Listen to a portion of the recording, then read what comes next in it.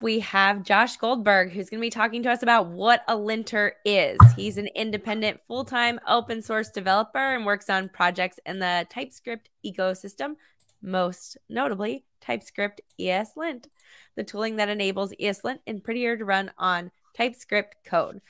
He's also the author of the O'Reilly Learning TypeScript book, a Microsoft MVP for developer technologies, and an active conference speaker, including our set of lightning talks here. So thanks so much, Josh, for being here to share with us about what a linter is.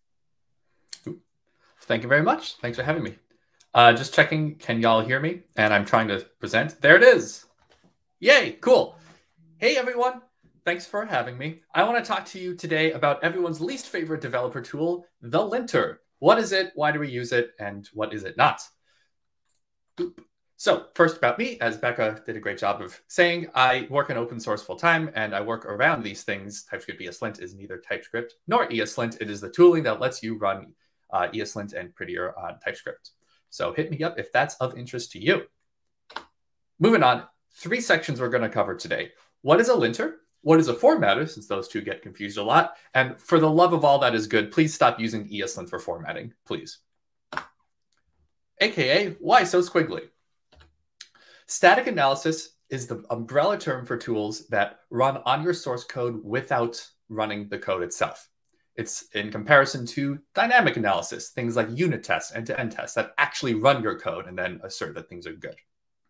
A linter is a static analysis tool that runs a set of checks, which you can configure, on your source code. It reads in your code, squints at it, and then lets you know if it thinks something is going to be wrong. Now, I'm going to pause here because that's really important. This cleaning thing, I thought it was cute, and I want to let that sink in. A linter runs a set of checks on your code and lets you know if any of them spotted something maybe bad. Each of those checks is called a rule, and each of those rules can be individually configured. They can take in options, and they may report any number of times in your files on code that they don't like. Each of those reports might contain an optional autofix, or a nice little way for the rule to suggest improving your code. And I'll give you an example of one rule and a reason why you might want to use them. Let's say that you want to use the latest and greatest fancy JavaScript syntax. And fun fact, there is an ESLint rule that lets you know, hey, if you use the x equals x or something else, you can replace that with this new fancy operator assignment or equals.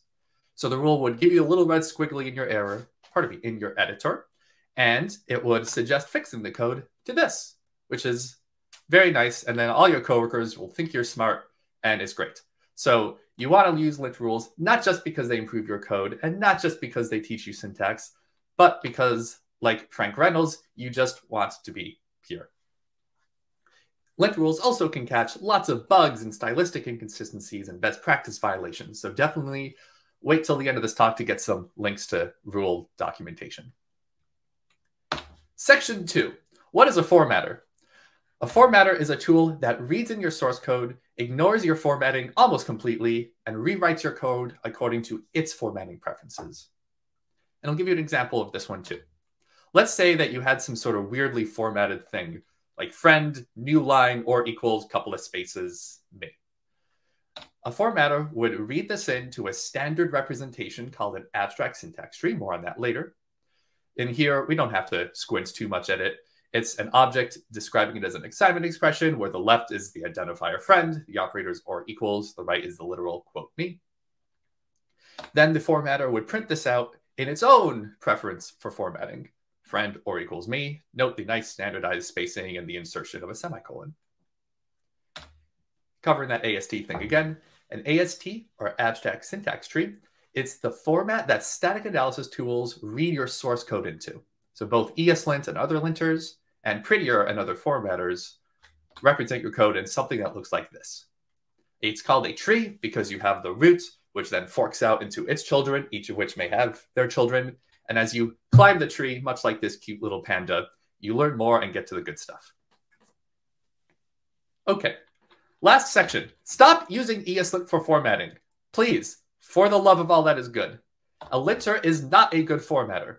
A linter is a tool that reads your code into an AST, runs a list of rules that you have configured, and then can report back to you the results from each of those rules, which means it's nice and configurable, but it's slower because it has a lot more logic. And each of those rules has to do all their edge case for different, all their handling for different edge cases. Whereas a formatter is just a single pass. It goes through your code, reads it in, poops it back out onto the page, which makes it much faster, but it's not going to change your logic. That would require running slowly, like a linter. And everyone who works on linters hates that people use ESLint formatting rules. And I'm not even going to show you using them because I don't want you to do this thing. So if you don't have Prettier or some other formatter, but you do have ESLint, please use a formatter. That's all the information I wanted to spew at you. To recap, what's a linter? What is a formatter? Well, a linter is a tool that runs a set of checks. A formatter reformats your code. They're not the same. Don't use ESLint for formatting. And if you want to learn how to use these things and set them up, ESLint.org is the site for ESLint, the standard JavaScript linter. If you use TypeScript, you'll want to add in Typescript-eslint, the tooling that I'm one of the maintainers of. And then Prettier is the most popular standard JavaScript formatter. Okay, thank you very much. Again, I'm Josh Goldberg. I'm at Joshua K. Goldberg on Twitter, Fostodon, and a few other places. GitHub too. Cheers. Awesome. Thanks so much, Josh. And I threw your contact information in the chat so everybody can go ahead and follow you.